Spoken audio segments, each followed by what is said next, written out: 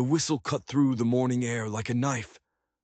Catherine Kelly stood on that platform in Salada, Colorado, her hands shaking so badly she almost dropped her bag. She was 20 years old, pregnant, and completely alone. The year was 1882, and that train rolling into the station was supposed to be her escape. But what happened next? Nobody could have predicted it. The massive iron beast screeched to a halt, steam billowing everywhere. Catherine touched the gold ring on her finger, her mother's ring, not a wedding band. She'd never gotten one of her own. The conductor's voice boomed across the platform. "All aboard for Denver." This was it, her one chance to disappear. But here's where things got complicated. The platform was packed with miners, drifters, people chasing silver dreams in the mountains.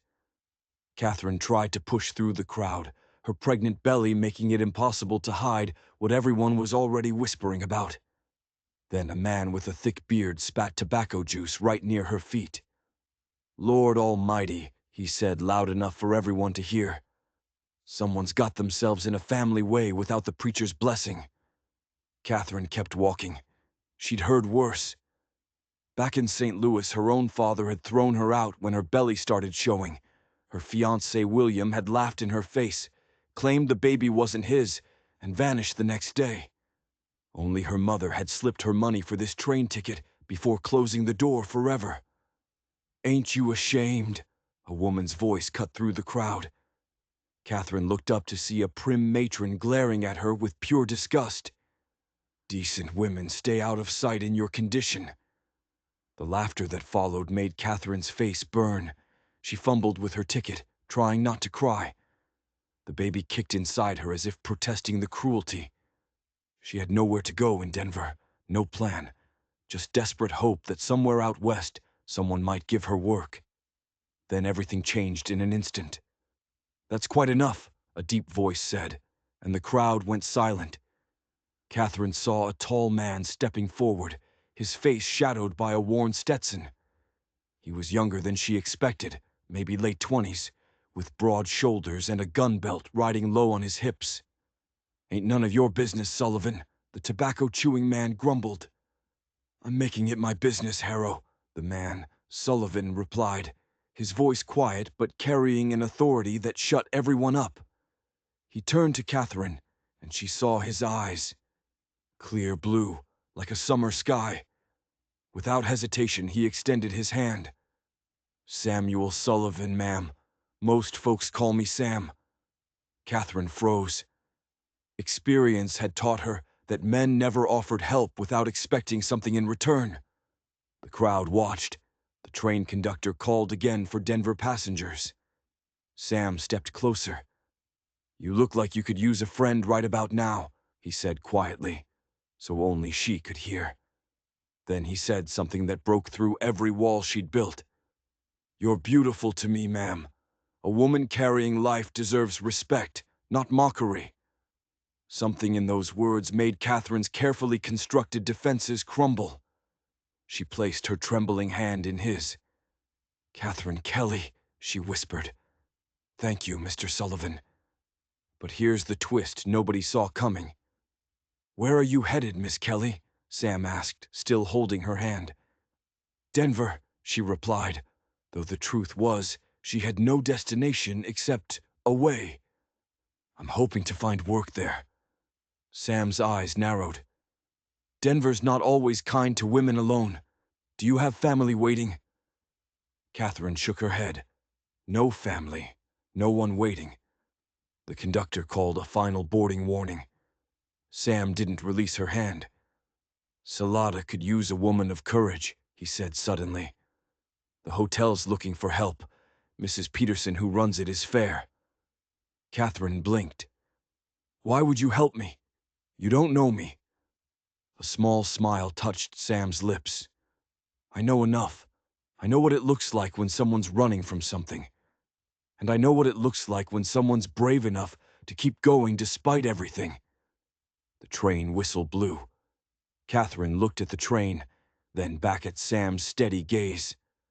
"I've got a small place outside town," Sam continued. There's a cabin on the property where you could stay until you find your feet. No strings attached. You'd be safe there. Catherine had learned to be wary of men's promises, but something in Sam's eyes spoke of honesty. Why?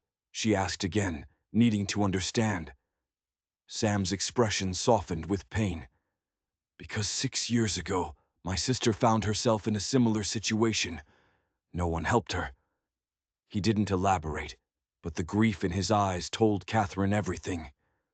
The train began to move. Catherine made her decision, gripping Sam's hand tighter.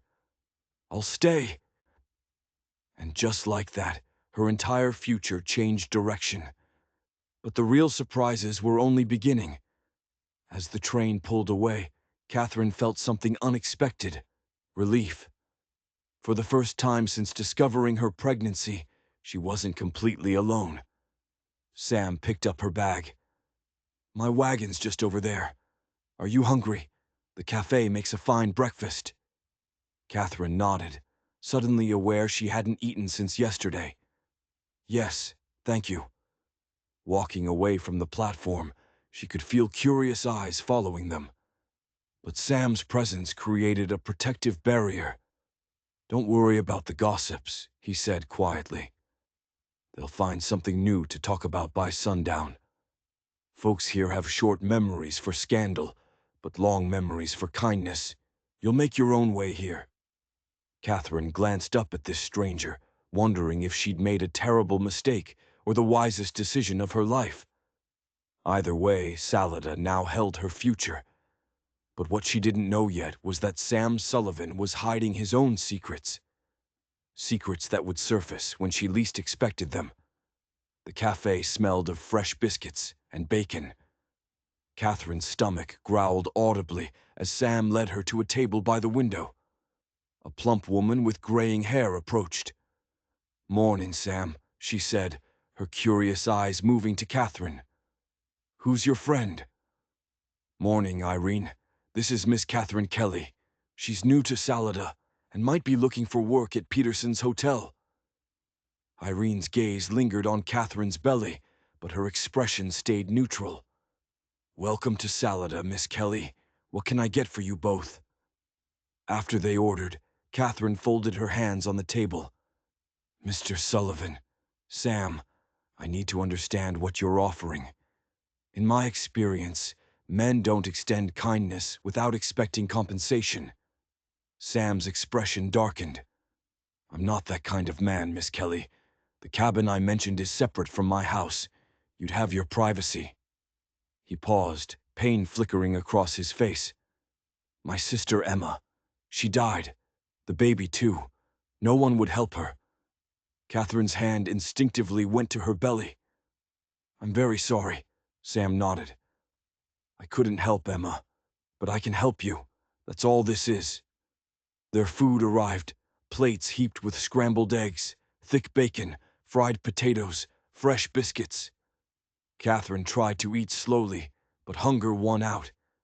When she'd finished, Sam asked, When is the baby due? About 2 months. Catherine set down her fork. The father, he denied responsibility, said it could be anyone's child. It wasn't true, but it gave him the excuse he needed to leave.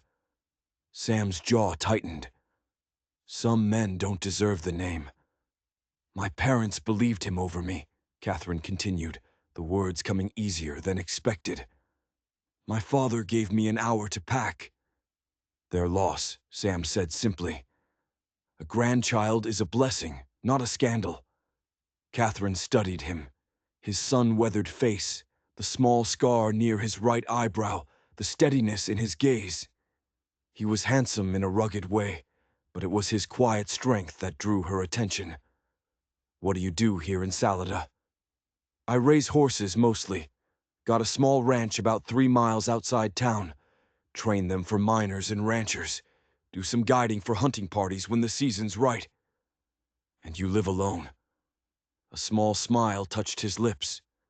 Just me, and about 20 horses, plus a cranky old dog named Buck who thinks he runs the place. Sam paid for the meal despite Catherine's protests.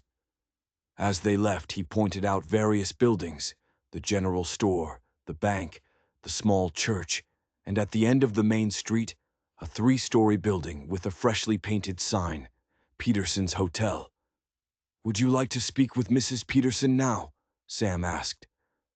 "Or would you prefer to rest first?" Catherine straightened her shoulders. "I'd like to speak with her now. The sooner I can arrange work, the better I'll feel." But when they walked into that hotel lobby, Catherine had no idea she was about to meet the woman who would change everything about how she saw herself.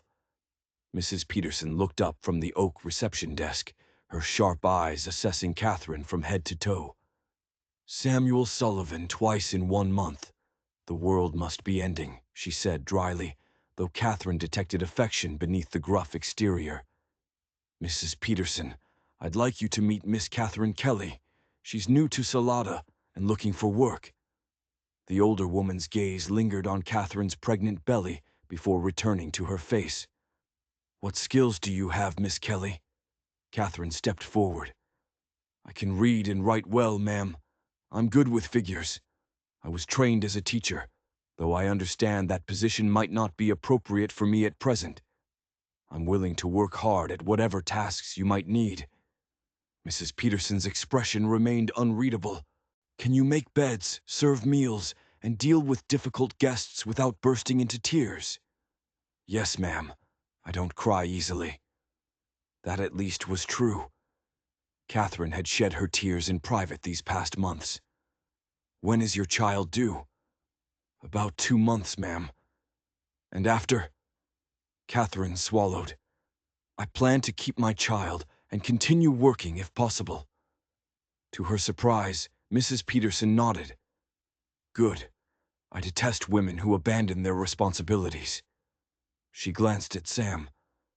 "I suppose she's staying at your place for now."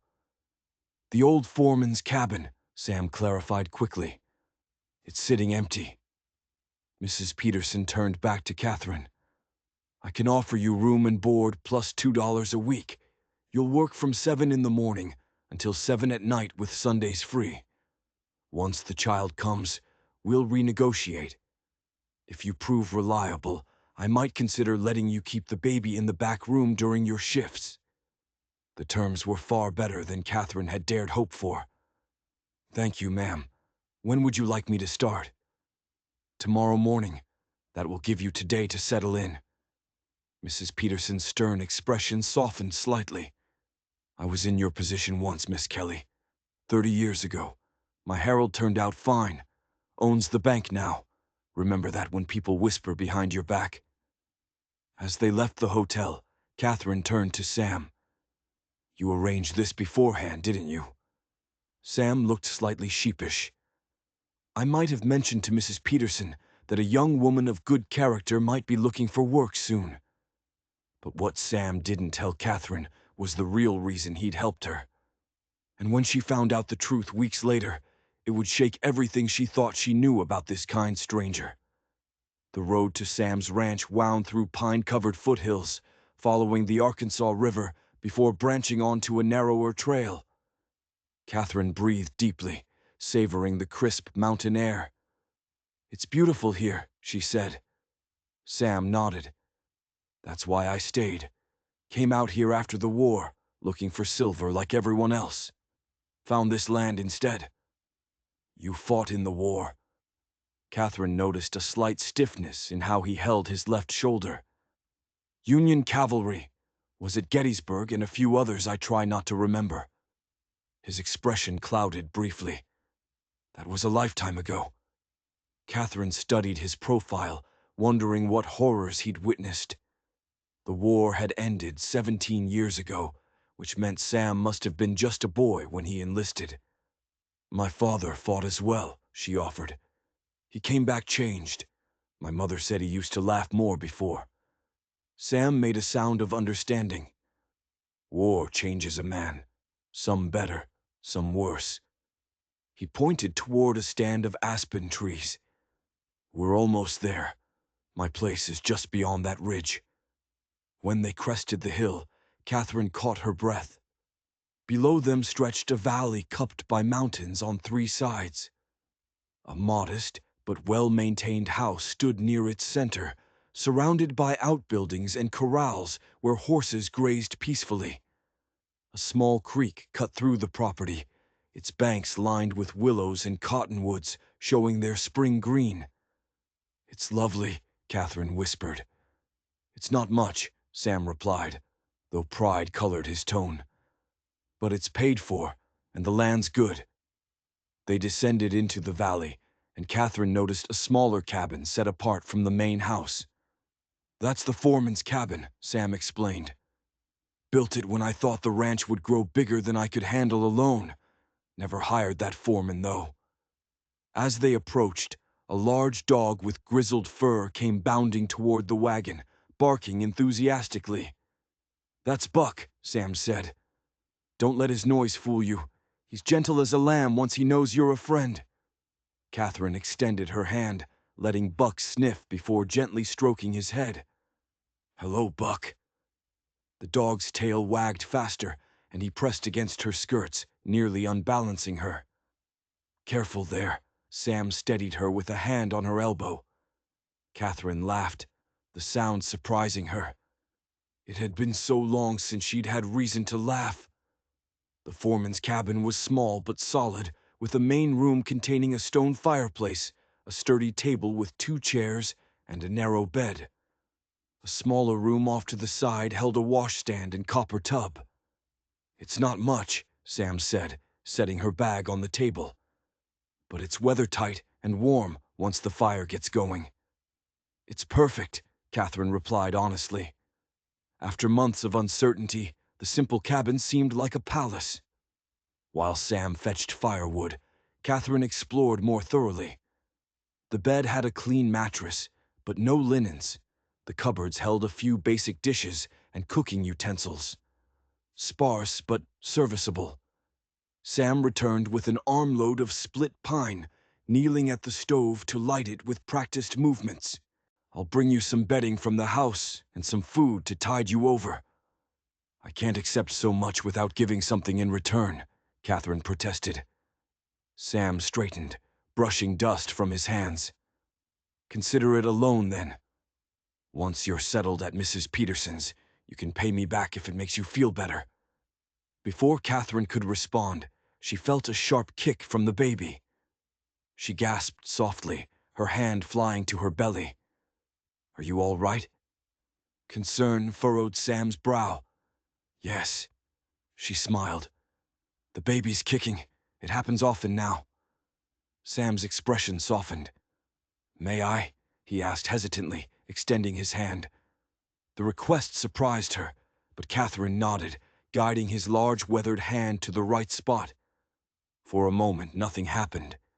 Then the baby kicked again, harder this time. Sam's face transformed with wonder. "Strong little one," he murmured. But here's what Catherine didn't know. That moment, that simple touch, meant more to Sam than he could ever say. Because 6 years ago, he'd never gotten the chance to feel his sister's baby kick. He'd arrived too late to save either of them. And now, helping Catherine was his way of making peace with the guilt that had haunted him ever since. But there was more to Sam's story, much more. And when Catherine discovered the truth, everything would change. Sam quickly pulled his hand away, clearing his throat. "I'll get those supplies for you." Left alone, Catherine sank into one of the wooden chairs, suddenly overwhelmed. That morning she'd been desperate with nowhere to go. Now she had shelter, a job, and perhaps even a friend. Tears of relief spilled down her cheeks. When Sam returned with bedding, food, and a small wooden box, she'd composed herself.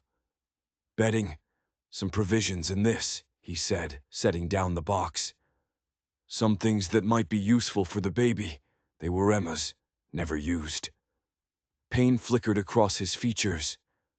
Seemed a shame to let them go to waste. Catherine opened the box to find tiny gowns, blankets, and knitted booties, all lovingly made.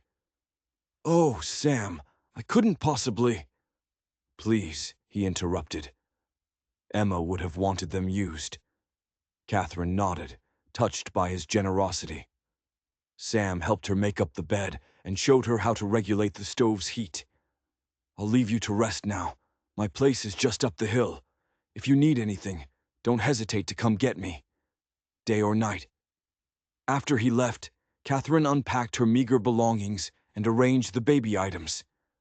Later, as twilight settled, she sat on the small porch wrapped in a quilt. The mountains loomed dark against the star-filled sky. The soft nickering of horses drifted on the breeze. In the distance, a coyote called. Catherine placed a hand on her belly. "We found a safe place," she whispered. "At least for now." For the first time in months, she slept deeply without fear. But danger was coming. Danger Catherine never saw approaching until it was almost too late. The following morning, Sam arrived just after sunrise with hot coffee and fresh biscuits. "Sleep well?" he asked, helping her into the wagon. "Better than I have in months," she admitted. The morning air was crisp, frost covering the ground. "Is it always this cold in May?" "Mountain weather," Sam explained. "Warm days, cold nights. It'll be proper summer soon enough." The ride into town was pleasant, Sam pointing out landmarks and sharing local history. Catherine found herself laughing at his dry humor. "The town's only been here about 12 years, he explained. "Started as a railroad camp. Now it's getting respectable with the mines doing well." As they approached town, Catherine's anxiety returned. "You think people will talk about me staying at your ranch?" Sam's expression grew serious. "Folks will talk. That's what folks do. But Mrs. Peterson's respect counts for something in this town. That'll quiet some of the gossip." Catherine nodded, squaring her shoulders. "I'm no stranger to whispers. I can weather them." Mrs. Peterson was waiting when they arrived, her black dress impeccably pressed. "Right on time," she approved. "The uniform's in your room. 3rd floor, end of the hall. It's small, but private." She turned to Sam. "I'll take good care of her, Sullivan. You can stop hovering like a mother hen." Sam tipped his hat. "I'll come by at 7 to drive you back to the cabin." "That won't be necessary," Mrs. Peterson interjected. "Miss Kelly will be staying here. The room comes with the position." Catherine glanced at Sam, oddly reluctant to give up the peaceful cabin.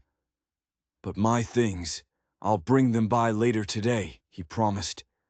"Mrs. Peterson's right. It makes more sense for you to stay in town." "I'll expect you both for supper tonight," Mrs. Peterson said, in a tone that brooked no argument. 6 o'clock sharp. The day passed in a blur. Catherine learned the hotel layout, the proper way to turn down beds, how to deal with difficult guests. By afternoon, her back ached and her feet throbbed, but she worked steadily. Mrs. Peterson watched closely but offered no criticism, which Catherine took as a good sign. The other employees, a cook named Martha, a young maid called Betsy, and a gruff handyman named Joe, were cautiously friendly. At 6 o'clock, Catherine changed out of her uniform and made her way downstairs. Sam was already there, freshly shaven, talking easily with Mrs. Peterson. "Ah, there you are," Mrs. Peterson said. "Sit down before you fall down, girl. First days are always the hardest." The meal was simple, but delicious. "How did she do?" Sam asked Mrs. Peterson, though his eyes remained on Catherine. "Adequately," the older woman replied, which Catherine suspected was high praise. "Quick learner, doesn't whine." "I brought your things from the cabin," Sam told Catherine, "and some extra firewood for your room." After supper, Mrs. Peterson shooed everyone away. Mother and child need proper rest. But after the hotel quieted for the night, there was a soft knock at Catherine's door. Sam stood there, his expression uncertain. "I know you should be resting, but I wanted to check on you before I headed home." "Come in," Catherine invited. "I'm glad you came." Sam pulled a chair closer to her bedside. How are you feeling? Sore, tired, happier than I've ever been. Catherine smiled. They talked quietly, and Catherine felt something shifting between them, something deeper than gratitude, something neither of them was ready to name yet. But fate had other plans, plans that would test both of them in ways they never imagined. The days that followed settled into a rhythm. Catherine worked hard at the hotel, earning Mrs. Peterson's approval. Each evening Sam would visit, sometimes briefly, other times staying for supper. On her days off, Catherine explored the town, gradually becoming familiar with its streets and inhabitants. Some people stared and whispered, but many nodded politely, accepting her as Mrs. Peterson's newest employee. Dr. Harris arrived the following Tuesday, a kind elderly man with gentle hands. "Everything appears normal," he told her after the examination. "The baby is positioned correctly and seems healthy. You should deliver sometime in early July by my estimation." "Is there anything I should be doing differently to prepare?" Catherine asked. Dr. Harris smiled. "Rest when you can, eat well, and find someone to be with you when the time comes. First babies often take their time arriving." Mrs. Peterson, who'd insisted on being present, spoke up. "She'll have help when the time comes. I've delivered my share of babies." As May turned to June, Catherine's belly grew larger and her movements more awkward. Mrs. Peterson quietly reassigned her to less physically demanding tasks, managing the guest register, mending linens, keeping the books. "No sense having you climbing stairs all day," she said gruffly. "Your penmanship is better than mine anyway." Sam continued his daily visits, often bringing small gifts: wild strawberries from a mountain meadow, a book of poetry, a rocking chair he'd repaired. "You'll need it when the baby comes," he explained, his cheeks reddening slightly. "For nursing and such." Catherine was touched by his thoughtfulness and increasingly aware of how much she looked forward to his visits. There was a quiet strength to Sam that she found deeply comforting. One evening in mid-June, as they sat on the hotel's back porch watching the sunset, Catherine found herself telling him about William. "He worked as a clerk in my father's store. He was charming, educated, said he loved me." She paused. "When I told him about the baby, he laughed, said I couldn't prove it was his. Then he left town the next day." Sam's jaw tightened, but he remained silent. "My father believed him over me," Catherine continued bitterly. "Said I dishonored the family name, as if the dishonor was in carrying the child rather than abandoning it." Sam finally spoke.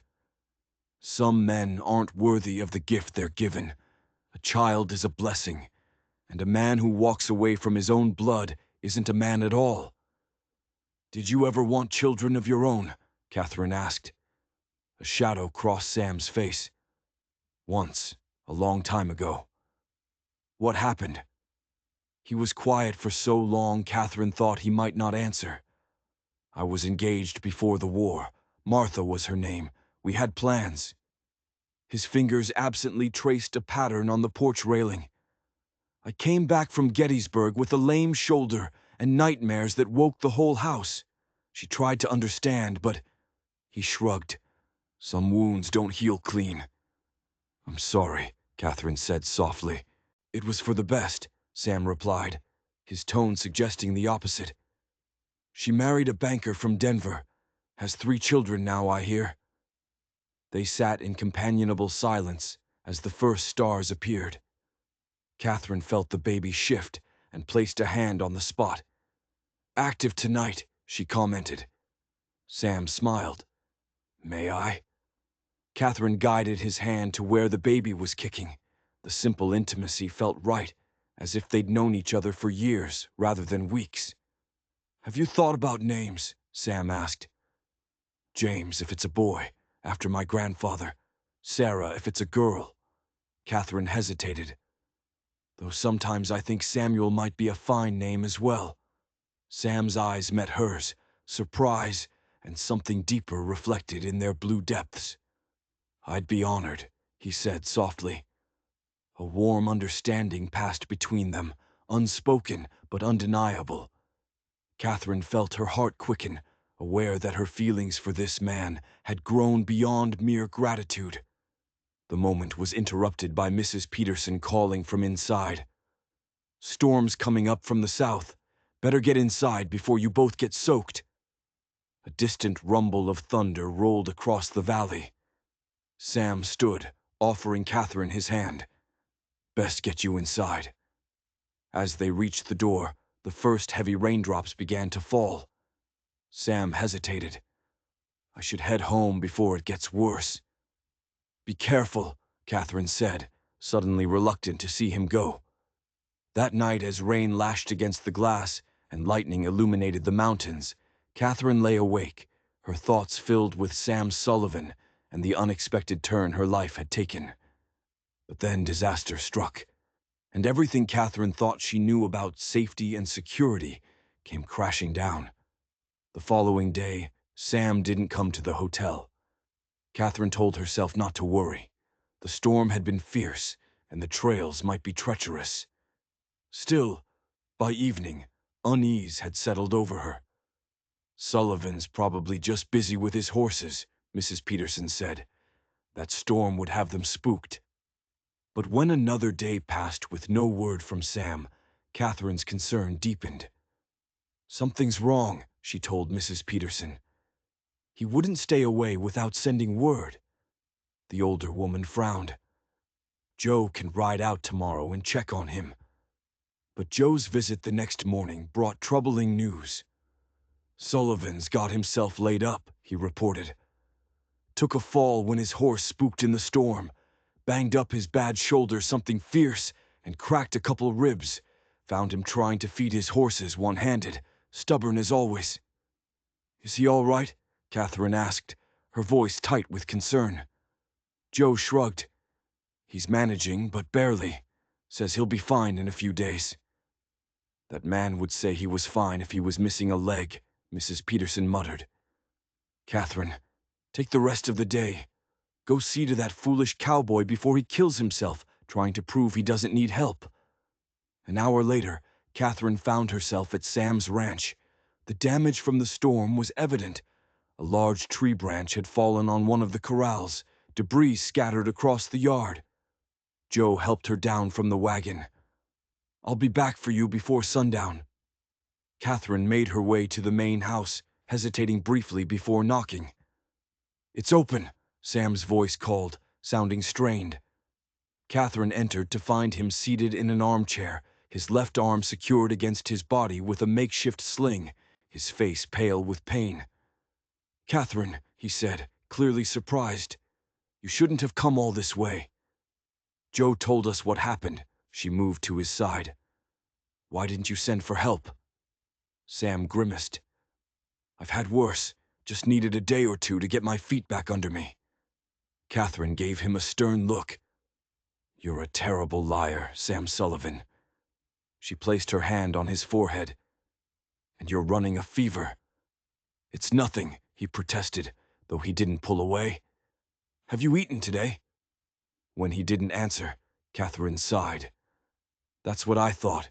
Where's your kitchen?" Despite Sam's protests, Catherine set to work. She found the kitchen well stocked but disorganized, clearly the domain of a man living alone. Soon she had broth simmering and bread warming. "You don't have to nurse me," Sam said when she brought him water. "I don't want to be a burden." Catherine sat on the footstool beside his chair. "After everything you've done for me, the least I can do is make sure you don't starve to death out of sheer stubbornness." Her tone softened. "Let me help you, Sam. Please." Something in her voice reached him, and the resistance faded. "All right." While the broth simmered, Catherine tidied the living room, built up the fire, and helped Sam take laudanum for the pain. By the time she brought him food, his color looked better. "This is good," he admitted. "Thank you." As Sam ate, Catherine explored the house. It was neat but Spartan with few personal touches, except for books beside his bed and a daguerreotype on the mantel, showing a young woman with Sam's eyes. His sister Emma, Catherine assumed. When she returned, Sam had finished eating and looked more alert. "I've been a poor host," he said. "Nonsense," Catherine replied. "Friends help each other. You taught me that." "Would you like to sit on the porch for a while?" she suggested. "The fresh air might do you good." With Catherine's help, Sam made it to the porch, where a bench offered a view of the mountains and corrals. They sat side by side, watching horses graze peacefully. "Your home is lovely," Catherine said. "You've built something beautiful here." Sam's eyes moved over his property with pride. "It's taken years. When I first came, there was nothing but an old trapper's cabin and wild land." He glanced at her. "Do you miss St. Louis?" Catherine considered the question. "I miss what I thought my life would be there. The teaching position I'd trained for, my parents' approval." She rested her hands on her belly. "But I don't miss the city itself, or the person I was becoming there, always concerned with appearances and propriety." She smiled. "Now I'm learning what matters. Real kindness, hard work, building something that lasts." Her eyes met his. "I'm grateful the path led me here, despite everything." Sam reached for her hand, his calloused fingers gentle against hers. "So am I." The moment was interrupted by Buck bounding around the corner, barking joyfully. Catherine spent the rest of the afternoon helping as much as Sam would allow, feeding horses, gathering eggs, preparing supper. As promised, Joe returned at sundown. "I'll come again tomorrow," Catherine told Sam as she prepared to leave. "You don't have to," he began. "I want to," Catherine interrupted gently. "That's the difference." Something shifted in Sam's expression. "Then I'll look forward to it." Over the next week, Catherine divided her time between the hotel and Sam's ranch. Mrs. Peterson arranged Catherine's schedule to allow afternoon visits. Sam's recovery was steady but slow, yet his spirits improved daily when Catherine was present. They fell into an easy routine. Catherine would arrive after lunch, help with chores Sam couldn't manage, then sit with him talking or reading aloud from his books. Often she would read while he listened, his blue eyes focused on her face rather than the mountains beyond. One afternoon in late June, as they sat shelling peas on the porch, Sam suddenly asked, "What will you do after the baby comes?" Catherine's hands stilled. "Mrs. Peterson says I can keep working at the hotel. She's even offered to help with the baby during my shifts." "And after that, when the child is older," Catherine resumed shelling, "I'd like to teach eventually. Mrs. Peterson mentioned the town might need another teacher by next year." She glanced at him. "Why do you ask?" Sam looked out at his land, his expression thoughtful. "Just thinking ahead. This is a good place to raise a child. Room to run, clean air, good people mostly." "Yes, it is," Catherine agreed softly. Sam seemed about to say more, when a sharp pain caused Catherine to gasp, her hands flying to her belly. "What is it?" Sam asked, alarmed. "The baby?" Catherine breathed deeply as the pain subsided. "Just a strong kick, I think."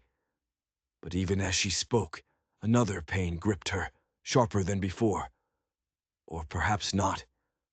Sam's face paled. "Is it time? The baby's not due for another 2 weeks." "Babies follow their own schedules," Catherine quoted Dr. Harris, trying to stay calm. "But yes, I think it might be starting." And that's when everything Catherine thought she knew about childbirth, about pain, about fear, about Sam Sullivan, changed forever. Sam tried to stand too quickly, wincing as his ribs protested. "We need to get you back to town, to Dr. Harris." "Dr. Harris won't be through until next week," Catherine reminded him, another pain causing her to grip the bench. "But Mrs. Peterson has experience. She said she'd help. Sam looked torn between panic and determination. I'll hitch the wagon. We can be in town in an hour if we hurry. The journey back was uncomfortable, each jolt of the wagon intensifying the pains coming more regularly now. Sam drove as carefully as possible, his face set with concentration, occasionally glancing at Catherine with concern. You're doing fine, he reassured her, though clearly trying to convince himself. We're almost there. By the time they reached the hotel, Catherine's pains were coming every 10 minutes. Sam helped her inside, calling for Mrs. Peterson, who appeared immediately. Upstairs with her, she directed Sam. Joe, fetch Martha, Betsy, hot water. She turned to Catherine. How far apart are the pains? About 10 minutes, Catherine managed, leaning heavily on Sam. Mrs. Peterson nodded. Early yet, but progressing quickly for a first baby. As they reached Catherine's room, Sam started to leave.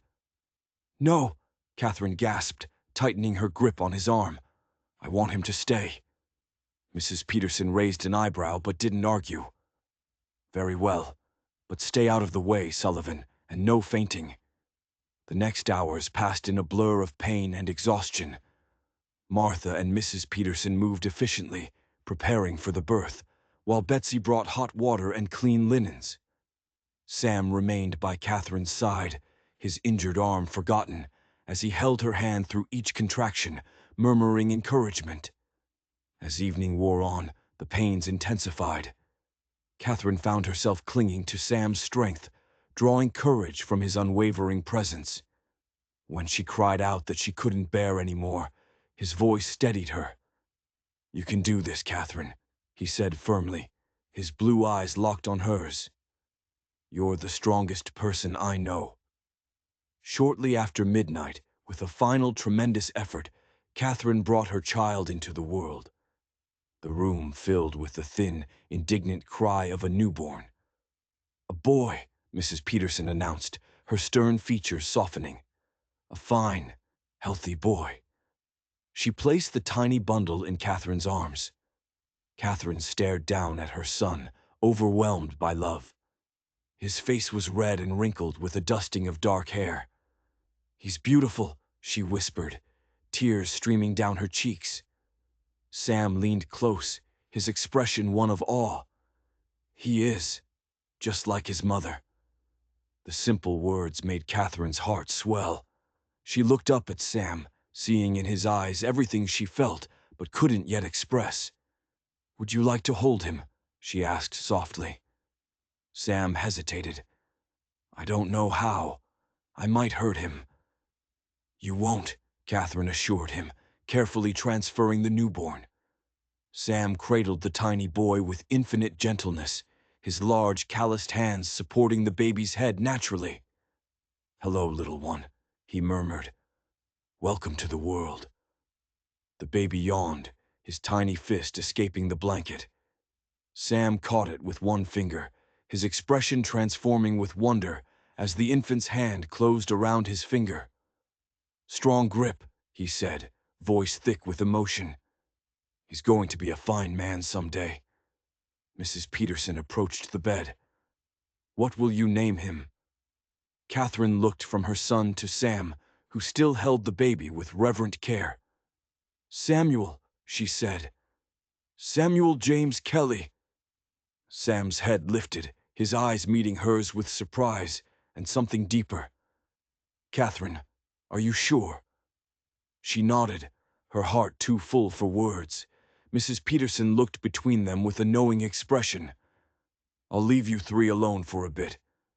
But not too long, Sullivan. Mother and child need rest. When they were alone, Sam carefully returned the baby to Catherine's arms. He's perfect, he said, voice husky with emotion. And so are you. Catherine smiled tiredly. I couldn't have done it without you. Sam shook his head. You would have. That's who you are, Catherine Kelly. You face whatever comes with courage. He paused, his expression growing serious.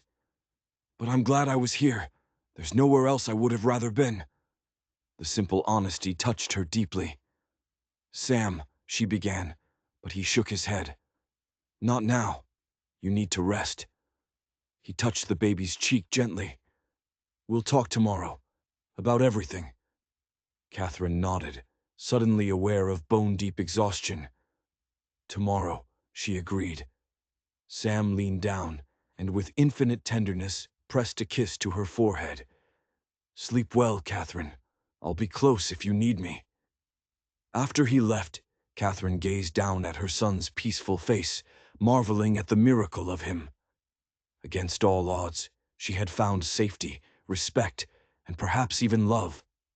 "Welcome to Salada, Samuel James," she whispered, kissing his head. "I think we're going to be very happy here." But happiness, Catherine would soon discover, came with complications she never anticipated. Dawn broke over the mountains when Catherine woke to her son's hungry cries. Mrs. Peterson appeared almost immediately, helping her position the baby for his first feeding. "You did well," the older woman said. "A strong, healthy boy." "Thank you for everything," Catherine replied. "I don't know what I would have done without your help." Mrs. Peterson adjusted the pillow behind Catherine's back. "You would have managed. Women always do." She paused. "Sullivan slept in the chair downstairs all night. Wouldn't leave even when his ribs were paining him something fierce." Catherine smiled, not surprised. "He's a good man." "Yes, he is." Mrs. Peterson studied her face. "And he cares for you. More than cares, I'd say." "I care for him too," Catherine admitted, stroking her son's cheek. "Very much." Mrs. Peterson nodded as if confirming something she'd long suspected. "Good. You both deserve some happiness." The day passed in a haze of visitors, feedings, and rest. Betsy cooed over the baby. Martha brought special broths. Even Joe stopped by to offer gruff congratulations. Sam appeared regularly, bringing wildflowers for Catherine's bedside, spending long periods simply watching the baby sleep in the cradle he'd somehow procured overnight. "Joe helped me bring it from town," he explained. "Carpenter had it ready for another family, but they left for Denver last week, said we could have it." The use of "we" wasn't lost on Catherine, but neither remarked on it. By evening, Catherine was feeling stronger, though still exhausted. After the baby's evening feeding, Mrs. Peterson shooed everyone away. "Mother and child need proper rest. You can all fuss over them tomorrow." But after the hotel quieted, there was a soft knock. Catherine wasn't surprised to find Sam standing there, his expression uncertain. "I know you should be resting, but I wanted to check on you both before I headed home." "Come in," Catherine invited, sitting up with little Samuel sleeping in her arms. "I'm glad you came." Sam entered, closing the door quietly. He pulled the chair closer. "How are you feeling?" "Sore, tired, happier than I've ever been." Catherine smiled down at her son. "He's a good baby. Hardly cries except when he's hungry." Sam's gaze lingered on the infant. "He looks like you, has your nose."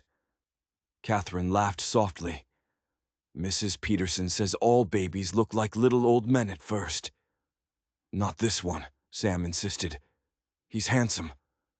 "Sam," Catherine began, gathering courage. "There's something I need to say." He nodded, waiting. "When I arrived in Salada, I was broken, ashamed. I thought my life was over before it had really begun."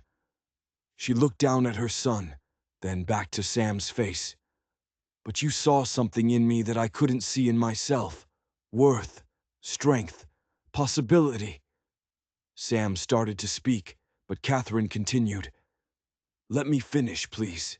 This is difficult enough." She took a deep breath. "These past weeks, you've shown me what a good man truly is, not through grand gestures, but through daily kindnesses and unwavering support."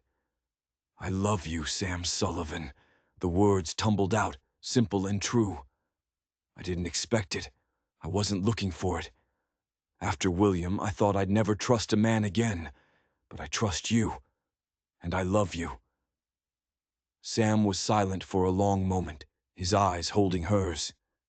Then, with deliberate care, he moved from the chair to sit beside her on the bed. He lifted his hand to cradle her cheek, his touch infinitely gentle. "From the moment I saw you standing alone on that platform, I felt something I thought I'd never feel again," he said quietly. "You were so brave, facing those cruel words with your head high. I admired you before I even knew your name." His thumb brushed away a tear. "These weeks with you have been the happiest of my life, Catherine. You brought light back into a world that had grown dark for me." He glanced down at the baby. "Both of you did." "Are you saying—" Catherine's voice caught. "I'm saying I love you," Sam finished. "And I love this boy as if he were my own blood." Catherine felt joy welling up, so intense it was almost painful. "Sam, I know it's too soon," he continued. "You've just had a baby.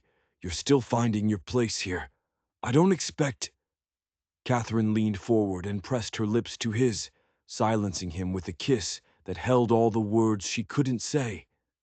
After a moment of surprise, Sam responded, his hands sliding to the back of her neck as he deepened the kiss with tenderness that brought fresh tears to her eyes.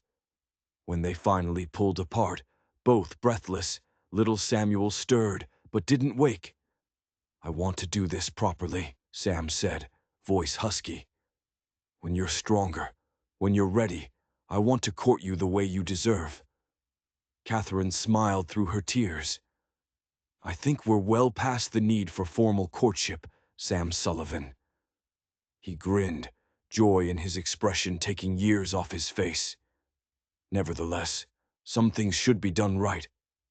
His expression grew serious. "I want to build a life with you, Catherine, with both of you, a real family." "I want that too," she whispered. "More than anything." Sam leaned forward to kiss her again, his lips gentle. "Then it's settled. We'll take it one day at a time, but we'll take it together." As if sensing the momentous decision, little Samuel chose that moment to wake, his tiny face scrunching up. Catherine adjusted him and he settled immediately. "He knows your voice," she told Sam. "Even before he was born, he would kick when you were near." Sam looked awed at the thought. "May I hold him again?" Catherine carefully transferred the baby. Despite his injured shoulder, Sam held the infant with complete confidence. "Hello, Samuel James," he said softly. "I'm not your father by blood, but if your mother will have me, I promise to be the best father a boy could ask for, to teach you to ride and fish, and be a good man." He glanced at Catherine. "And to love your mother every day for the rest of my life." Catherine felt her heart might burst. This man who had appeared in her darkest hour was promising her everything she'd thought forever lost: love, family, belonging. "We would be honored to have you as our family, Sam Sullivan," she said, voice steady despite threatening tears. Sam smiled, the kind of smile that transformed his entire face. "Then that's what we'll be. A family." As the first light of dawn crept through the window, Catherine looked at the man and child before her, her future, unexpected and more beautiful than anything she could have imagined when she stepped off that train just weeks ago. Salada had indeed proven to be a place of new beginnings. But what Catherine and Sam didn't know yet was that their story was about to take another shocking turn. Because sometimes, just when you think you've found your happy ending, the past comes knocking. And when it does, everything you built can come crashing down. Dr. Harris returned to town in mid-July and pronounced both mother and child thriving. By August, Catherine had resumed limited duties at the hotel, often with little Samuel sleeping peacefully in a basket behind the reception desk. Mrs. Peterson, despite her stern manner, proved utterly besotted with the baby, frequently taking him into her arms when Catherine needed both hands for work. True to his word, Sam courted Catherine properly through summer and early fall. He brought flowers and small gifts, took her on picnics in the mountain meadows when she felt strong enough, and spent endless hours simply sitting with her and Samuel, talking of the future and the life they would build together. The townspeople, seeing Mrs. Peterson's approval and Sam's obvious devotion, gradually accepted Catherine as one of their own. The whispers faded, replaced by genuine interest in her well-being. By the time autumn painted the aspens gold, few remembered or cared about the circumstances of her arrival. Sam proposed formally on a crisp October evening as they sat on the porch of his ranch house, little Samuel sleeping contentedly nearby. He presented her with a simple gold ring set with a small but perfect diamond. "It was my mother's," he explained. "I've kept it all these years, waiting for the right woman to wear it." Catherine's eyes filled with tears as he slipped it onto her finger. "It's beautiful, Sam. Not half as beautiful as you," he kissed her. "Will you marry me, Catherine Kelly? Make this house a home and this ranch a family's place?" "Yes," she whispered against his lips. 1,000 times yes. They were married in Salada's small church on the first Sunday in November. Mrs. Peterson insisted on hosting the reception at the hotel. Catherine wore a simple gown of ivory silk with Samuel, now 4 months old, cradled in her arms during the ceremony. "I take you, Catherine, to be my lawfully wedded wife," Sam said, his voice strong. "To love, honor, and cherish, in sickness and in health, for richer or poorer, so long as we both shall live."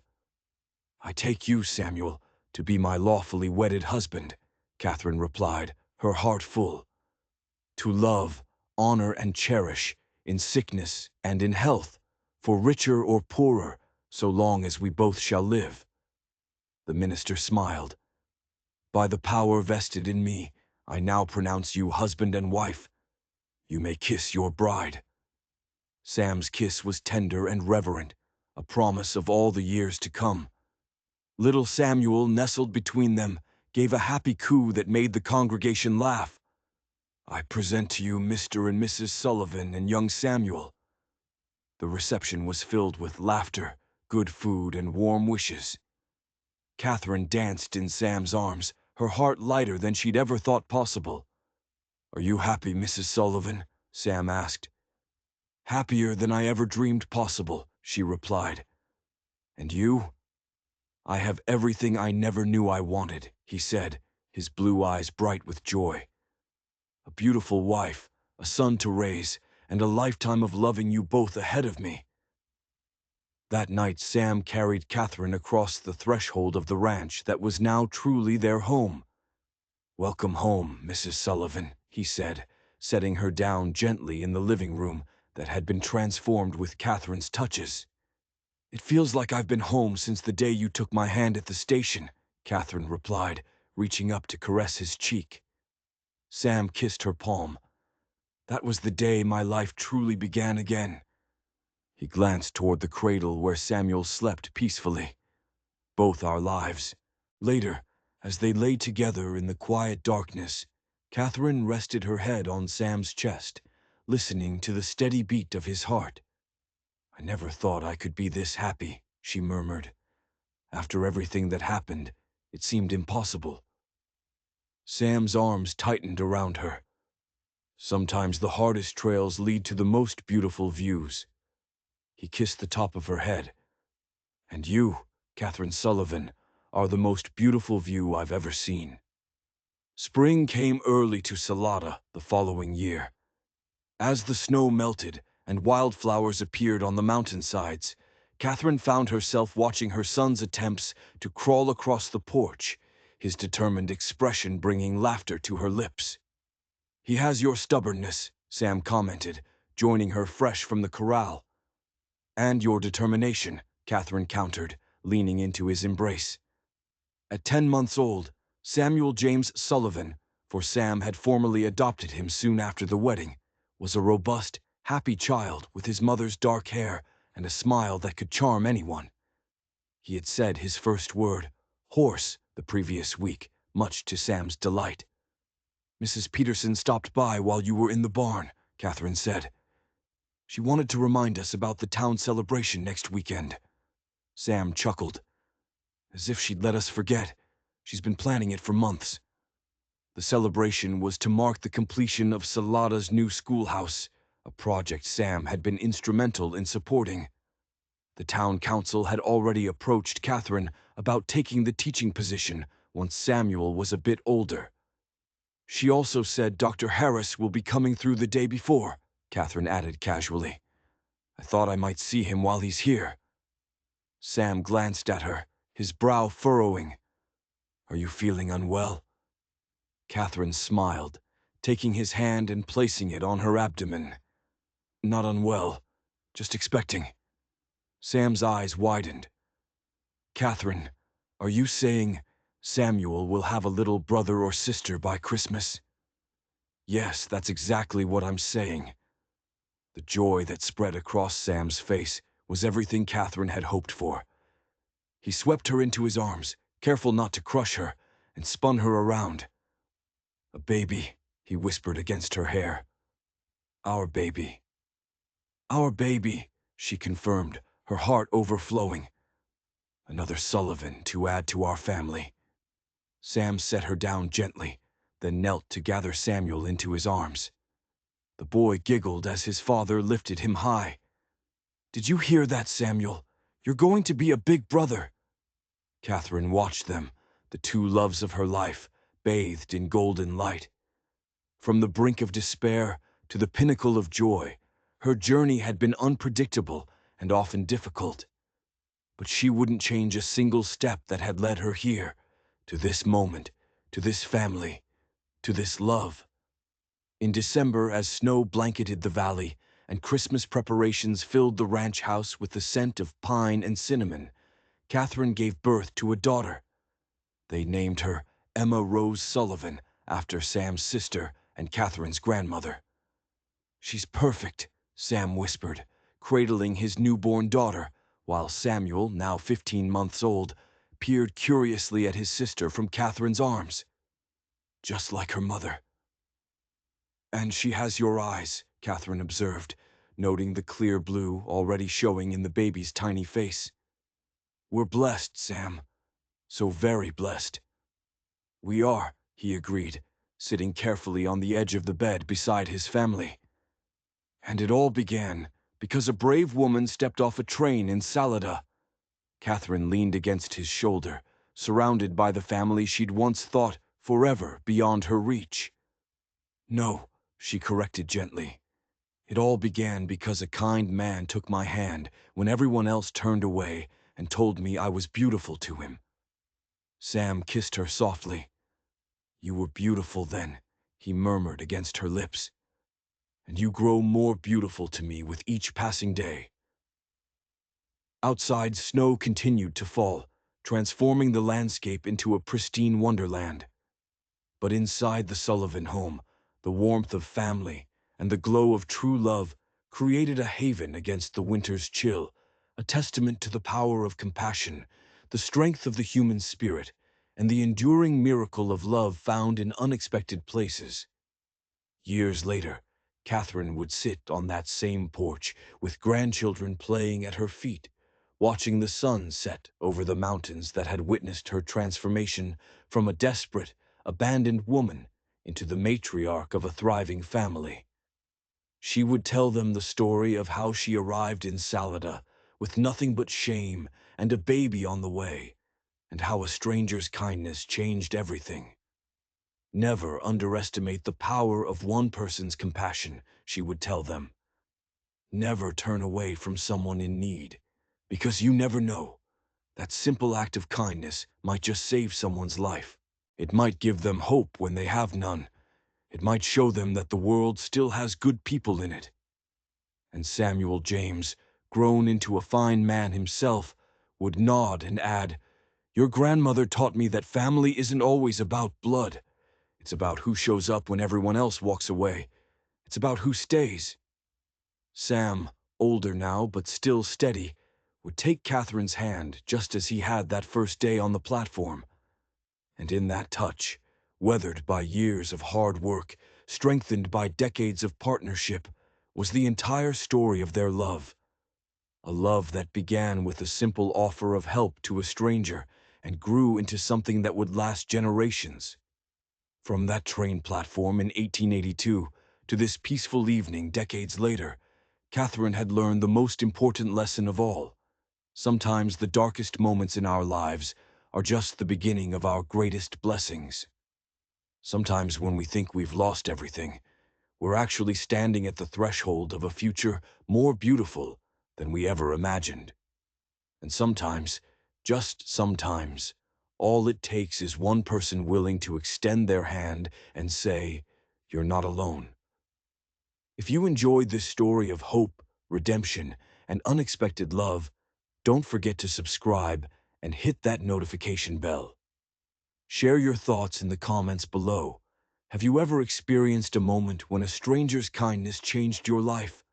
I'd love to hear your stories. And if you want more incredible tales of courage and second chances, check out the video in the description. Thanks for watching, and remember, you never know when your simple act of kindness might change someone's entire world.